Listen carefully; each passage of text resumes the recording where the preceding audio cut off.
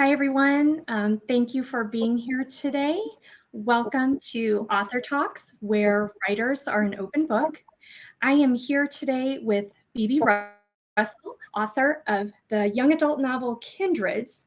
And it just came out this month, and we're excited just to learn more about her and talk with her about her book. So, Bibi, welcome. Thank you so much for being here.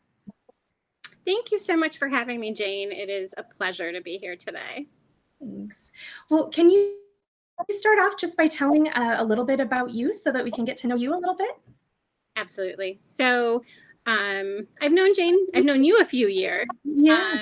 I am a author, obviously, and I'm also a mama of 3 great kids.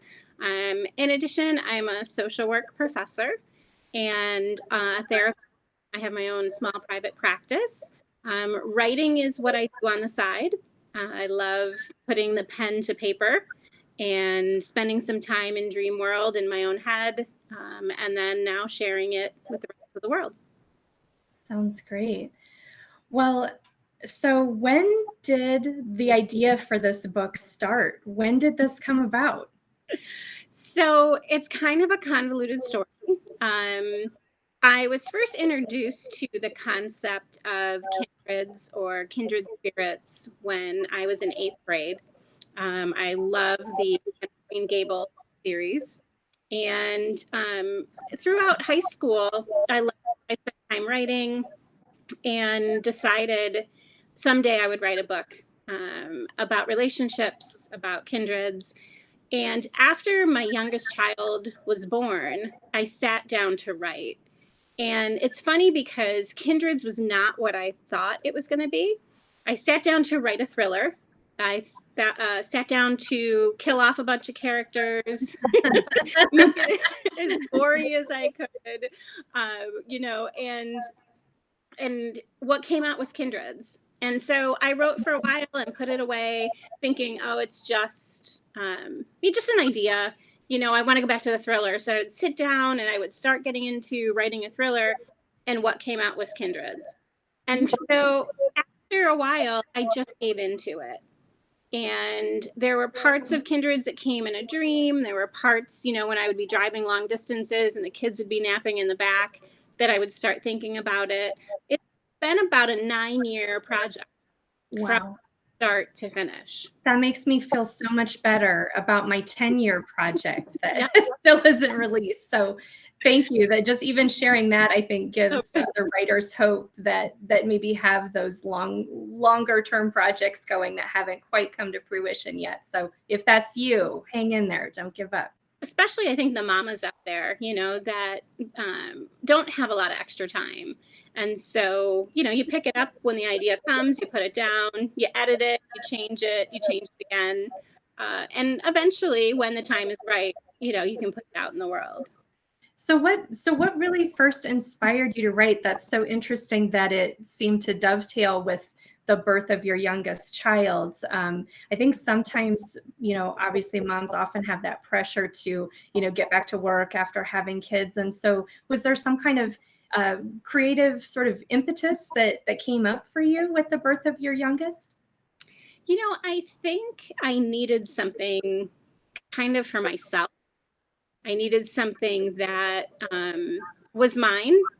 I needed to escape at times, when I'm holding the baby in the middle of the night and was tired and I didn't want to watch TV anymore. So I would sit and, get a little notebook next to me and take some notes. And also, I always earlier, I love to write. And so it's kind of a natural place for me to be creative, to get my thoughts out, to get my feelings out when I don't want to talk to anybody, but I need something. And I think, I really believe we're born to be creative. And it was my way of sort of giving birth to a piece of me that I hadn't before. That's awesome. And I know that I felt, similar things after the birth of some of my kids too, that just that desire to, like you said, have something of your own and to your own creativity, even though you've had this huge creative process as a mom and birthing a child, but it's like, but I'm still me and I still want to do, things that matter to me. So that's really interesting to hear that. So during those late nights and when you got sick of watching TV, so how, like, where, looking at the novel and where it is today, what would you say really sparked this idea for you? Like, how did this spark for you? Well, I'm a sucker for a love story. So there is a love story kind of weaved in and out, though it's not really the only story. And love stories aren't always traditional. And so a lot of this book, is about relationship. It's about the main character, Lila, who's 16. She has lost all of her born family. So her parents, her grandmother, and she's alone in the world, or so she thinks. And so it's really about her, people coming into her life and trying to decide, who do I trust? Who do I belong with? Who do I want to be now and in the future? And so it's got a lot of themes for, adolescents, but also adults, things that I grapple with, things that, other adults grapple with as well. So there were a lot of sparks along the way that kind of got woven in different times of the writing process. So when I started 9 years ago, it's a very different book now. Okay, sure. So can you give us kind of a quick overview of what the book is about? Again, just for all the folks watching who are going, hey, what is this Kindred's book? What is it? And we've got this young couple on the cover. Uh-huh. We've got this interesting, kind of silver path weaving through toward the woods. And then it looks like, we've got kind of a carnival tent and a giant Ferris wheel in the background. Yes. So it's Lila's story. She's 16. She has recently lost her grandmother, and she moves into foster care. And upon moving into foster care, she is reunited with a child friend. Lila has lost her parents and her twin brother when she was younger. And the young man, Joey, is the friend. And she quickly falls in sync with him and spends time with him, wants to get to know him, but he keeps disappearing. They'll be hanging out and all of a sudden he'll just leave. So after a couple of times, she decides to follow him. And what happens is she follows him into a secret carnival world. And the carnival is only open to foster children and orphans. And it's going to disappear in 5 nights from then. And so Joey wants to join the carnival and be part of that journey. And Lila has to decide, does she want to go with Joey into the carnival, or is she going to let him go and create her life as she normally would? Wow. Very interesting. Yeah. And I was thinking about, before we hopped on to do the interview, I was thinking about, kind of the concept of,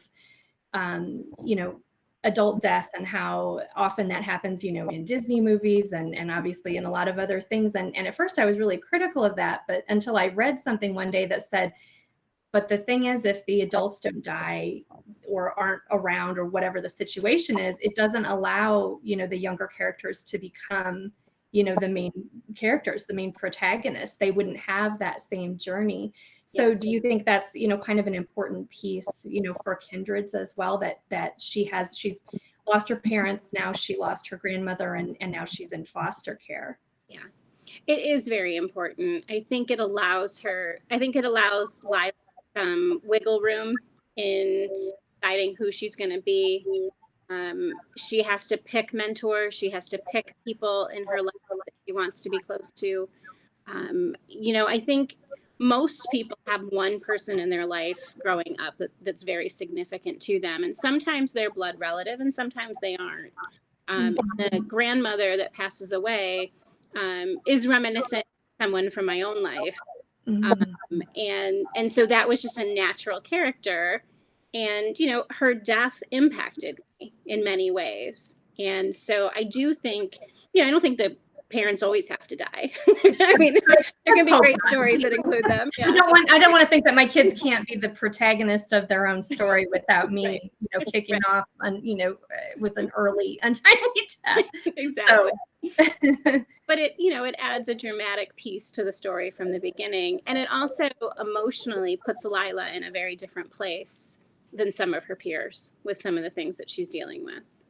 I feel like something that you really capture, in reading the book and reading as much of it as I could before this interview is I think you really capture that sense of, kind of loneliness, and that she feels a bit adrift, in this new life. And it's really a nice thing, I think, that you capture with the tone of your writing. And so it had me wondering several things. It had me wondering how much of the Lila character was, how close you feel personally to the Lila character, and how much is based on you. I noticed that, there were some red hair references, and, and so I'm sitting here going, okay, so how much of this, did BB, how much is influenced by your own life? And I noticed you mentioned the grandmother reference too. So, it's Lila's not me, but there are definitely aspects. Lila is a compilation of many strong women I know, and she gets a lot of her characteristics, from people that I have interacted with. She's a kind of a daughter of mine in a way. She's a friend of mine. She's a relative. She's a lot of different pieces of several people I've come in contact with. Yeah, well, that's good to know. And I didn't figure that it was like directly you or anything, but I think it's always yeah. Thank you for putting that in. I think we were getting just a little bit of feedback. Yeah. Yeah. Okay. Are you? Is it better now? So I think so. I feel like I can hear you better now. Okay. So yeah. So yeah, back to your book.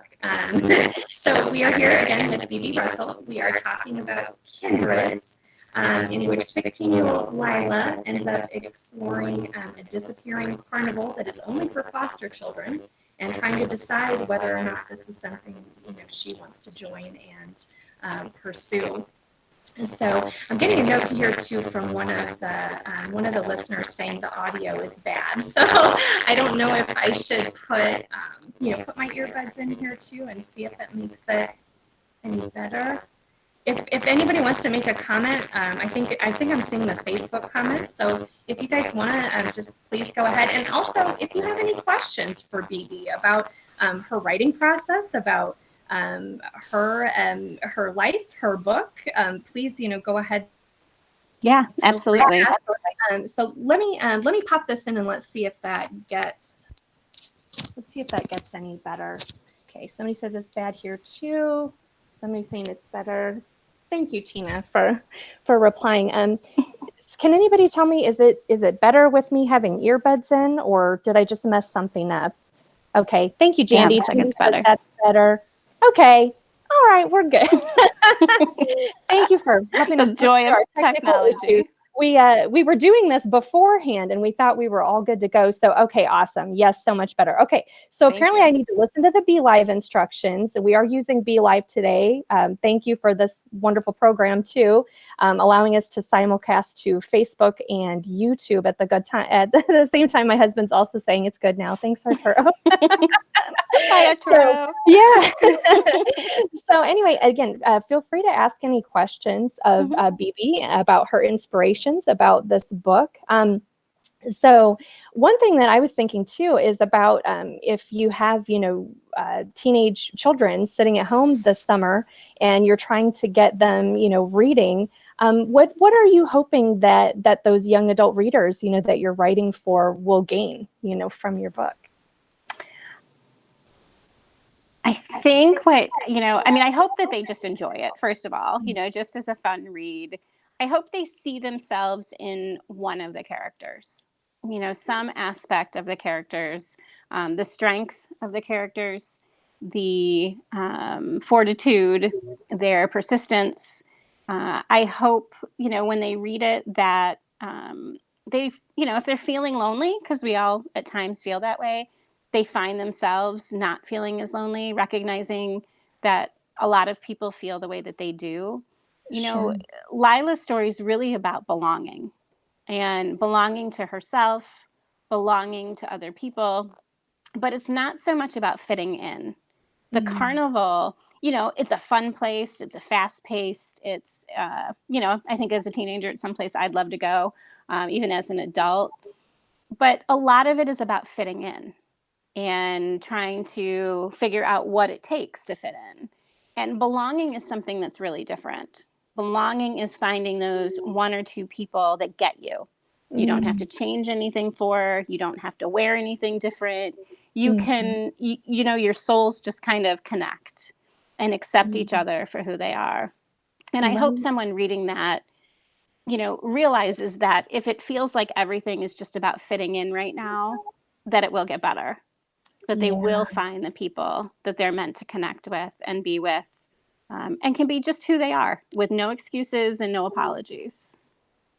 that sounds really great. That sounds like a great message for kids and understanding that I think that's a really great distinction about belonging versus kind of following the crowd versus finding people that you naturally fit with. So Yeah. that's Yeah. a really great point. Hmm. So what do you think it is about the sort of the carnival aspect of this book that will really, sort of draw readers in and kind of more, I guess, the sort of philosophical concepts about a carnival and what is it that's so intriguing about that? So I grew up in upstate New York, and traveling carnivals are a thing. They're still a thing. They Yeah. they kind of whoosh in for a weekend. They're here like Wednesday through Sunday. They pack up and then they move on. And as a kid, I can remember going to the carnival and enjoying it. And then as I got older, like, oh, it's kind of an interesting concept, of being in some place for 4 days and then moving on. And I think the carnival allows people, it's a place that is intriguing, it's fun, there's a little bit of creepiness at times. There's a lot that's unanswered about Noliana, which is the name of the carnival in the book. Mm. And um, there's some things that keep happening that Lila sees, but other people just seem to ignore. And so Mm. she hasn't quite figured out what it is that's going on in the carnival that doesn't feel quite right to her. Because again, everybody else is just having fun and going on rides and meeting people and dancing. And so her perspective is a little bit different. The Mm. carnival has a masquerade at the end, which is a lot of fun as well. It's kind of an unmasking ceremony of the people that were chosen to join the carnival. So it goes into that a little bit as well. And some of hints at some of the history of the carnival, hints at some Mm. of the ceremonies, and hints at some of the things that happen when the carnival's not open, because the carnival's only open, it's a total of 9 nights a year in a certain place, and then Mm. it disappears because there's Okay. yeah um, Interesting. yeah, Well, so there's some mystery. yeah. Well, and that was a really fascinating part of the book too, when Lila starts to follow another character and trying to see what's going on and where is he going and what's happening. And Hmm. so that's a really intriguing part of the book. Just Yeah. the thought of creeping along at night, and then of course they figure out that she's there, and Hmm. and then she ends up into this world. So And she meets a couple of kindred spirits in the carnival that just instantly she knows she can trust. And so that's a place for her that, she pauses. She really hasn't been interested in joining the carnival until she starts meeting people. And, that she really connects with. And so, that's a hard decision. Here's this like magical world, and the people, Joey, who is dead set on joining, wants to join, is going to be there. And so are a couple of these other people that she's connected with that she hasn't connected with in her regular life. yeah. But she has goals and wants to go to college and wants to be a writer, and when she's older. So which one do you choose? Yeah. So how did the idea for the disappearing carnival come about? Was that just one of those, kind of sparks, I guess? I'm guessing it was probably because it was summertime when I started writing, and the carnival came into town. Ah, Um, okay. and so I'm guessing it probably just kind of popped up that way. It was kind of the idea was, these kids keep going off into the woods. And I'm like, well, what's in the woods? And I was like, oh, there's a carnival in the woods. It just kind of Nice. made sense. And Yeah. somebody just commented, what kid hasn't thought about joining the carnival? Yeah, at Right. some point, get away from family and get away from it all. But yeah, that comes from where I was raised and what influenced me as a kid. Well, and I think there is just kind of a natural fascination, with that too. In fact, we were just driving somewhere locally recently, and my kids noticed that, oh, but Carnival just went up in the mall parking lot, and it's like there's this natural sort of intrigue and merriment and kind of magical, kind of aspect to that. Yeah. So I think that's a really, really interesting element, to put Mhm. into a YA novel too, that like you said, kids would, relate to. And Yeah. And think it's a place where you go to have fun. There's no responsibility. There's no expectation on you. The whole point is you buy your tickets, you go in, and you go on amusement rides and you eat really bad food and, and right. everything's fried. And, it's Yeah. just, you go to have fun and you go with people you love or you care about. And then when the night's over, you go away. Well, and what an interesting concept that this is only for foster children who, tend to have really difficult lives, Hmm. moving from place to place and adjusting and having to start over so Yeah. frequently. Hmm. So can you talk a little bit about that?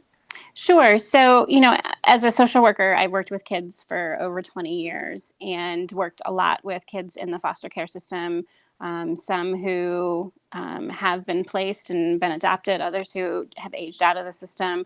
And there are wonderful homes out there and incredible foster parents, and then sometimes not so great.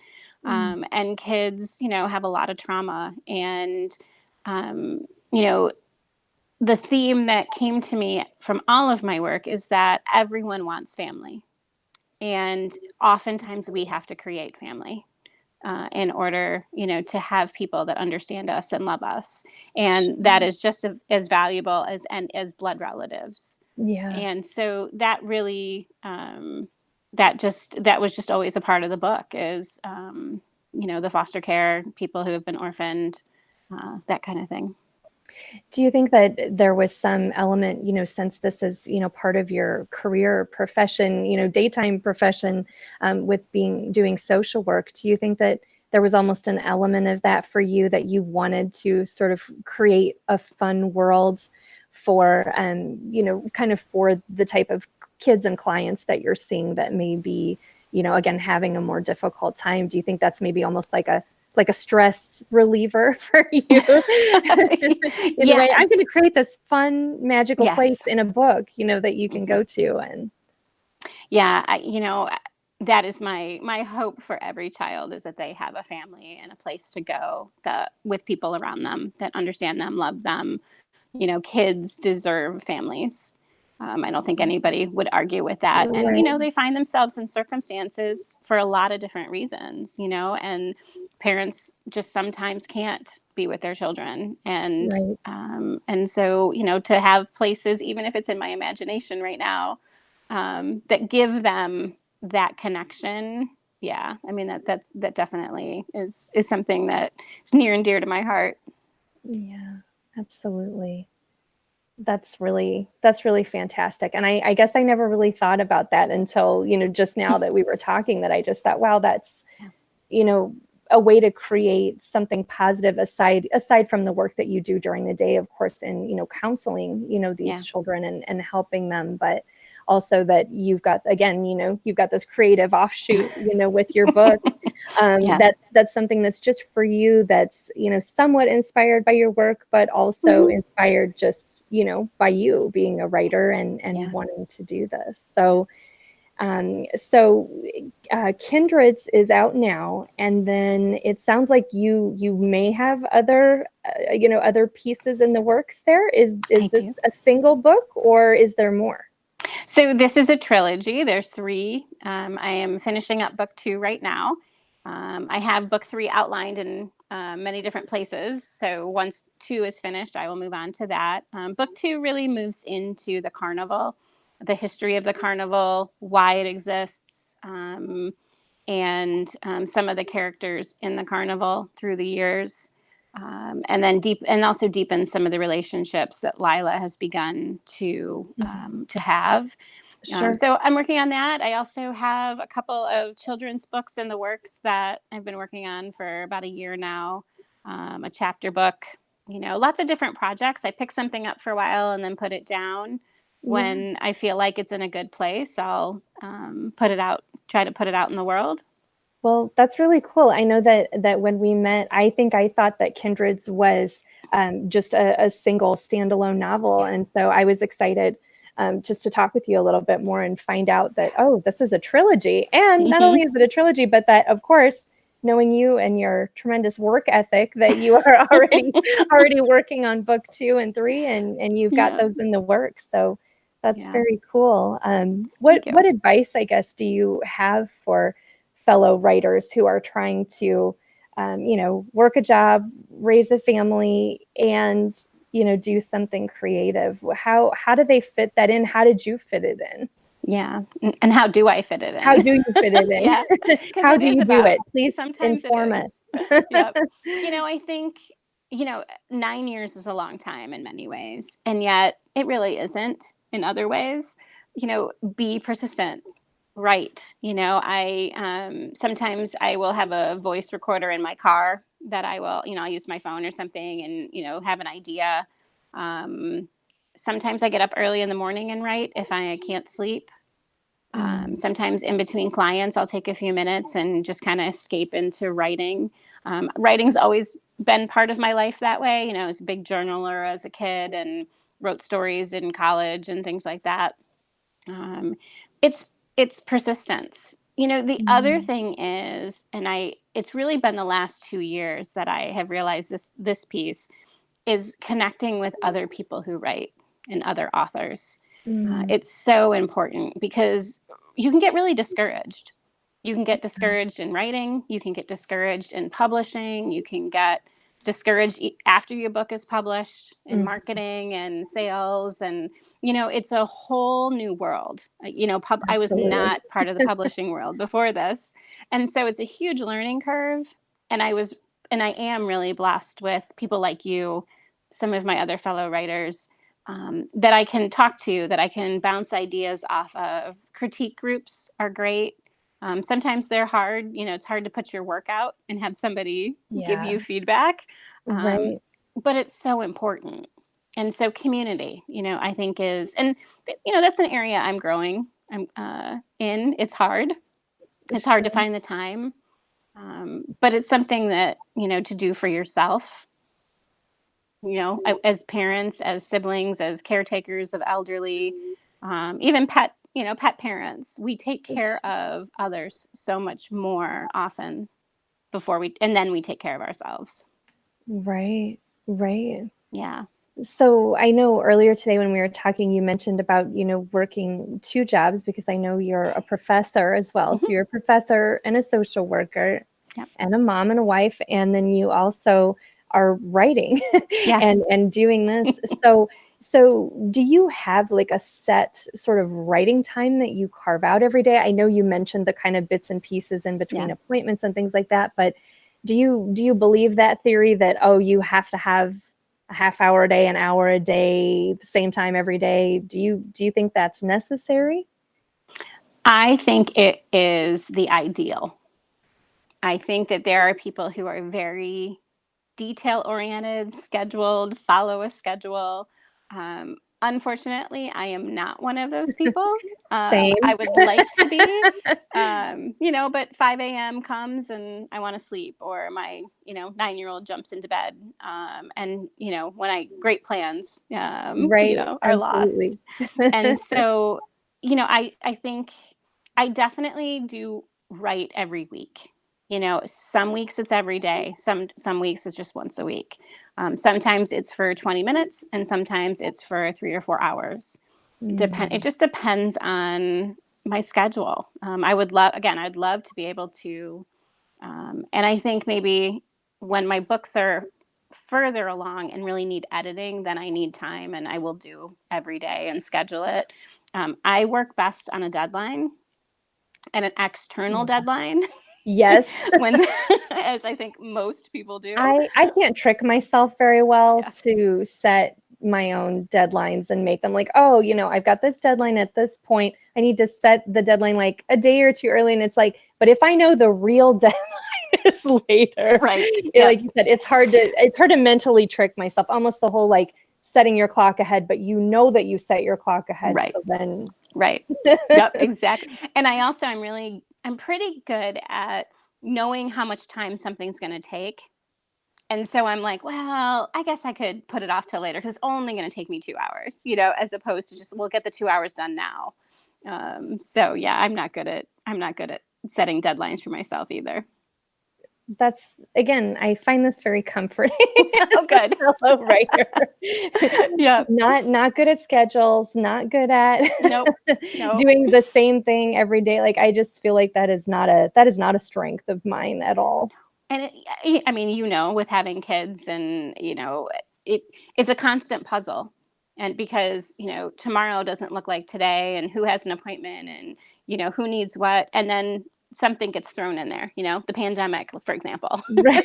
and kids being home all Absolutely. the time, Right. or needing help with school because, they're home 3 days a week. Right. And so there's a lot of flexibility. And that's the wonderful thing about writing. You can do it anytime, but you do have to make the time. Right. Right. And I think I noticed too that you had talked about in another interview that you'd spoken about kind of sometimes it's just sort of doing what it takes of like getting up early, staying up late. It might be different things, on different days or different weeks, like you said, depending on what else you have going on. But again, that's like you say, the flexibility of that is nice. And Yeah. then you just fit it in when you can. Mm-hmm. But, Mm-hmm. Yep. So take us through a little bit of kind of the journey of this book over the last 10 years and sort of you working on it a little bit at a time. And like, when did you know that you actually had something that you wanted to pursue for publication, and then sort of talk to us about that a little bit. So as I said before, like it did not start off as Kindred's, a young adult, kind of fantasy. And so it was a couple of years in, probably year 3 or 4, that I finished the first draft, and really realized, I guess I do have kind of a book here. And I'd always wanted to publish a book. And so I started looking into publishing, looking at literary agents. I attended a couple of conferences, and then some things happened in my personal life, and we moved across country with my kids. Mm-hmm. And so I had to put the book away and focus on just life in general, and was writing some other things at the time. I was working on a thriller. And then ended up coming back across country, back to New York, where I was basically grew up. And I was working on it over the summer, and then I put it away. And then I actually went back to California to visit my sister. And she and I were talking with my brother, and I said, I need to do something with this. I either need to put it out in the world, or I need to put it away for good. It's been kind of sitting on my shelf. I've picked it up, I put it down. And, and I thought about my kids, and I'm always talking about try your best. If you don't first succeed, try again. And I wanted to be a good example for them. Yeah. And so 2 years ago, I decided, okay, this is it. I'm going to put it out in the world. If somebody bites, great. If they don't, then it just wasn't meant to be, and I'll move on to the next writing piece. And I was lucky enough that Green Raiders Press decided to put it out in the world. That's awesome. Mm-hmm. That's awesome. Well, and again, even just hearing that it kind of took you a few years to get to the point that you really felt that you had, a rough draft of a manuscript, or, a draft, to get together. So I think that's really encouraging too. Yeah. I don't know if you've ever read the book Bird by Bird by Yes. Anne Lamott. Yes. She calls it a something draft, the bad first draft. It's not quite Right. the language she uses, because I don't know if there's any kids listening at all. But the idea is just get it out. Just get that first draft. It doesn't matter how long it is, how good it is. It doesn't have to be perfect, but get it out, and then you go back and kind of the real work begins of making it a novel, making it a book, making the dialogue make sense. But I read that book when I was either 16 or 17, and just really it stayed with me, and it's a book I have on the shelf behind me Right. that really influenced me. And I've always had that kind of in the back of my mind of just get that first draft done and then continue to work on it when you can. I love seeing that meme too, online, where it says, you can't edit a blank page, and it's like, ooh, Yeah, right. Yeah, that's true. So Yeah. I think that's a good reminder too, that like you said, just get it out there and don't be afraid to write a bad first draft or a bad whatever draft. Just get it out, and then you can always refine and polish from there, and work with an editor, and like you said, work with a critique group, and absolutely get some objective feedback and things like that to help make a draft better. So and that editing process is hard. It's not an easy process. It's not easy to get feedback from people, but I will say Kindreds is a better book because of the hard feedback I got, or the critiques that I got, or even some of the less encouraging words I got from people. So how did some of those things help to shape the book in a positive way? How do you turn around some of those negative comments and critiques? So I'm someone that if someone tells me something negative, or tells me I can't do something, that's going to motivate me to prove them wrong. Nice. And that really, and sometimes it did take stepping back and considering their feedback or their suggestion. And I'm like, okay, that fits for them. Does it fit for me? And does it fit for the audience I'm writing for? So sometimes I would get some feedback in a critique group from, for example, a man in his 50s. Well, I'm writing a book for 12 and 14-year-olds. And while his feedback, it made me mad, I didn't like it. I had to kind of go through my own emotional process with it, and then realize, okay, there's something in this that he said that I can take away from it. It doesn't mean I changed my book to his suggestion, but it was part of the writing process. And, thinking about your audience, I do sometimes visualize when I'm writing the scene I'm writing, but also the audience of someone who will be reading this. And is it written for that audience, or am I, too far up either in adults or too young? And sometimes that helps too. Yeah. So can you clarify that young adult audience? I think you were talking about that. So is it really kind of that 12 to 14, kind of, or is it a little older? It's probably a little older. It depends. It's so hard because, you probably know this with your kids. Reading levels vary. Right. And a fifth grader is not just a fifth grader in terms of reading. We have fifth graders that, are reading still, kind of chapter books. And we have ones that are reading, college textbooks. I mean, so it's really like a wide range. So I would say probably like 12 to 15 was kind of the age range that I envisioned. I've had some younger kids read it and they really liked it, as young as 10. But they definitely were advanced readers.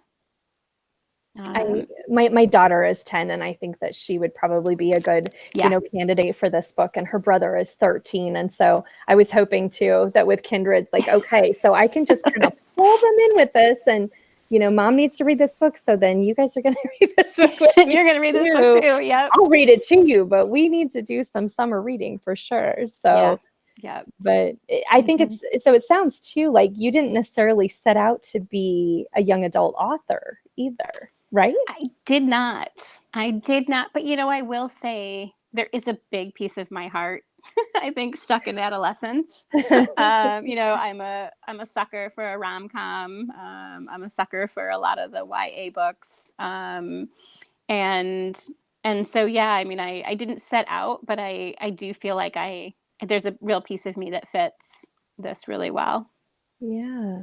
No, I think that's great. And I think even just, in reading the book, I know that it's not aimed at me either. But again, it reminds me of, the kind of reading that I did when I was younger. And I can still, like you said, I can still relate, to those things. And like you said, seeing someone and looking forward to seeing them and being excited about it and all those kinds of things about adolescence, and like you said, that kind of spirit of discovery and trying to figure out who you are and what you're going to do with your life. And so I think that could really speak to a lot of people. And, the whole thing about we're all just figuring out what we want to do, what we want to be, even though, the adult thing is just kind of a, we're all just sort of kids inside of this shell. And so well, and I haven't figured out exactly what I want to be, right. Absolutely.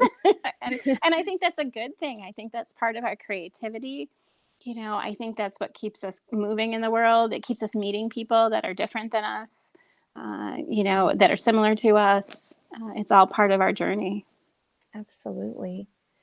Well, would you be willing to maybe read just a brief passage of Kindreds for us, just to give us a little taste? Sure. I'll just start right at the beginning and just maybe read. I got to put my glasses on. Yeah. Okay. So chapter 1, October 25th, 2006, Wednesday, 4:27 p.m. 22 months and 17 days. Lila repeated it in her head over and over again.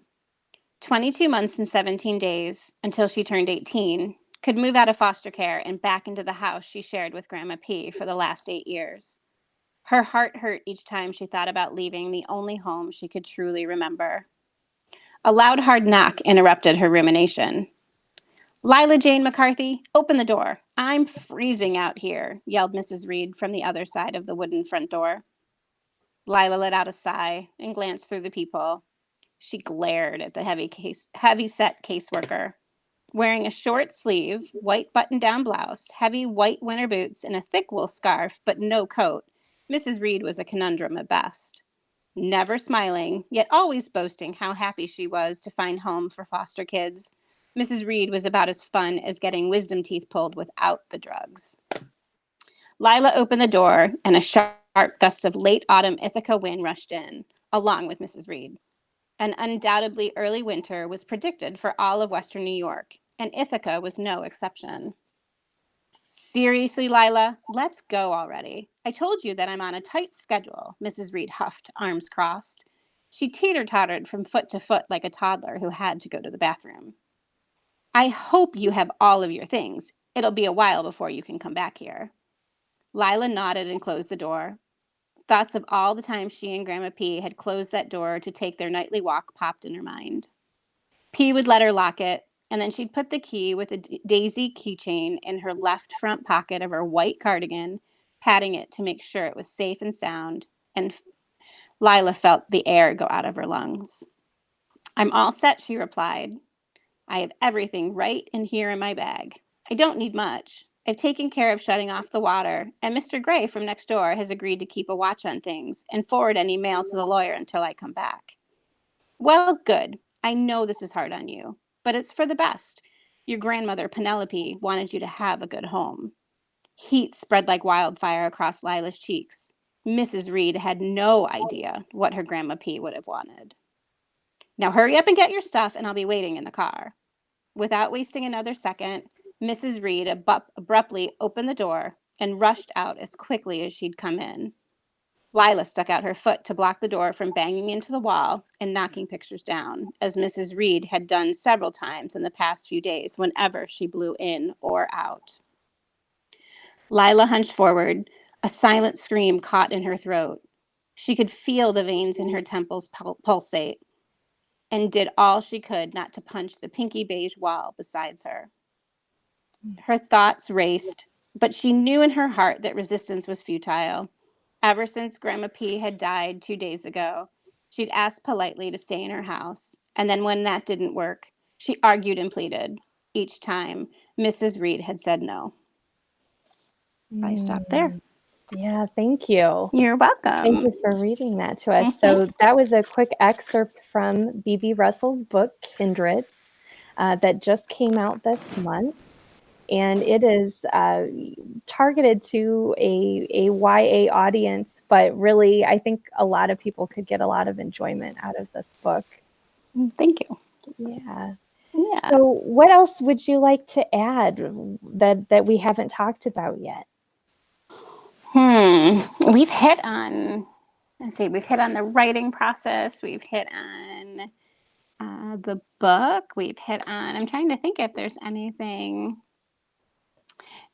Not really. I mean, I'm really looking forward to getting feedback from people, which characters they liked, which characters they didn't. I have a couple of my friends' children who've read it, who've given me some feedback and some things to think about.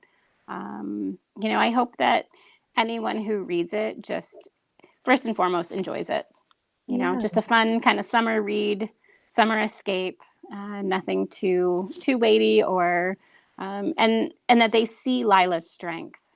She really is a strong-willed, intelligent young woman with her own ideas.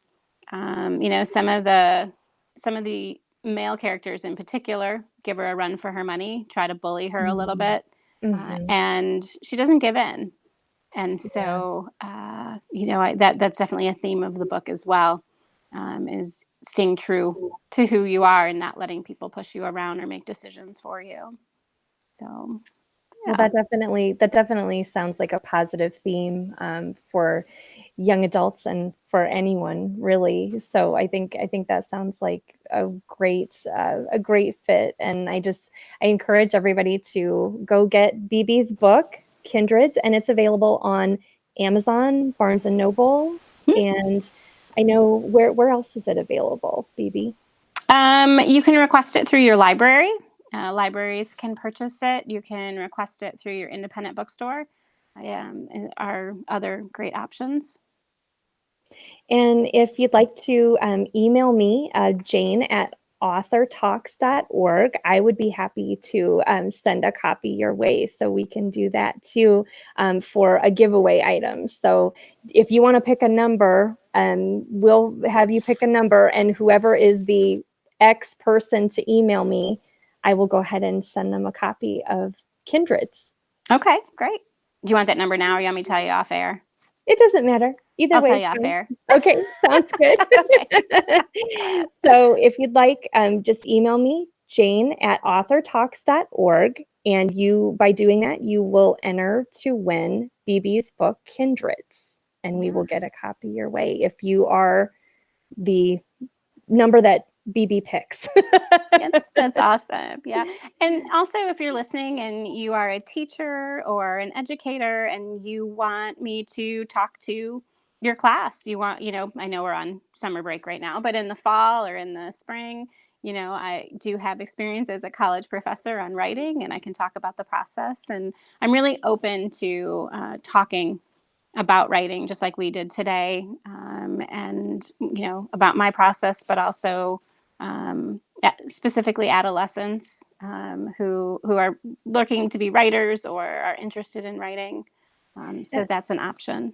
Well, and I think that's so encouraging too. I know that definitely inspired me when I was younger and would have those kind of author visits or like you said, the development of a little bit of community there, that when you're wanting to write but really have no idea what you're doing, just being able to see someone in person who's actually doing this and writing and having a finished book, it's just so inspiring to see that and have that, and it starts to make it more accessible for you, that it doesn't feel like this sort of distant dream that you'll never reach. And I think I've even felt that way, just in talking with you today and finding out a bit more about, sort of your background and how this book came about. And just, it's reassuring to know that, it did take many years for this to become, the finished product that it is today. And again, writing around, a career and a family and all of those things, all of those,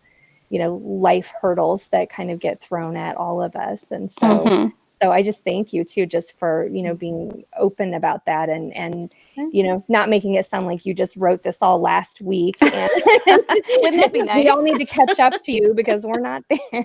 It'd be so nice if that were the case, but no, it doesn't happen that way. Yeah.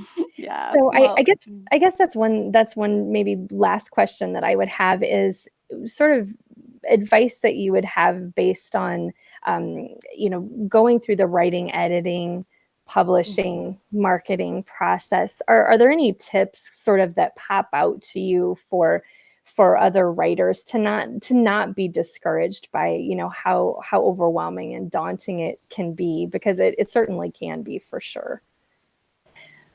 Gosh, let me think. I realize that's kind of it's kind of, I know. Well, I mean, I would launches us into whole other realms of writing and publishing. Well, my first thought was have a good therapist, someone you can talk. Really, I mean, have good friends, have people around you that you can talk to about whatever you feel, for sure. Be persistent in your writing. Not everybody's going to like your work. And so part of this is, putting a book out there. I have to be okay with it. I have to love what I did. For every person that likes it, there's going to be someone who doesn't. And, and I think that's really important to remember, because sometimes it's hard to remember that. So, have people around you that care about you, that read your work, that give you positive feedback, stay connected, put it away for a little while if it's just not working or you're just really frustrated, but don't forget about it. Yeah. That's great. Pick it back up. That's great advice. And I think too, like allowing some of those critiques to shape you during the writing process, and that's okay to get some feedback, but also not sort of living and dying by your good or bad reviews, because, and I think, again, writers, I think, tend to be more, sensitive, introspective people. And so sometimes those things can really be a challenge. Yeah, they can be, for sure. Well, great advice. Well, thank you. Thank you so much, Bibi, just for being here today. Thank you for talking with us about your awesome book, Kindreds. I'm going to put that up one last time. So you can find Kindreds at Amazon, Barnes & Noble. You can request it through libraries. And we're just so grateful for Bibi taking this time out with us today to talk about her book, and also to encourage fellow writers and to give them, that support as well. So thank you all for watching. And I'd also just like to say, as this new Author Talks channel has gotten started on Facebook and YouTube, just like to thank you for your likes and your follows and your subscribes. And please just continue to do that if you haven't already. And just thank you for the support. I look forward to talking with more authors and just helping to support writers and their books. Great. Thank you, Jane. Thanks so much. Have a great day, everybody. Yes, thank you all for listening. Thanks.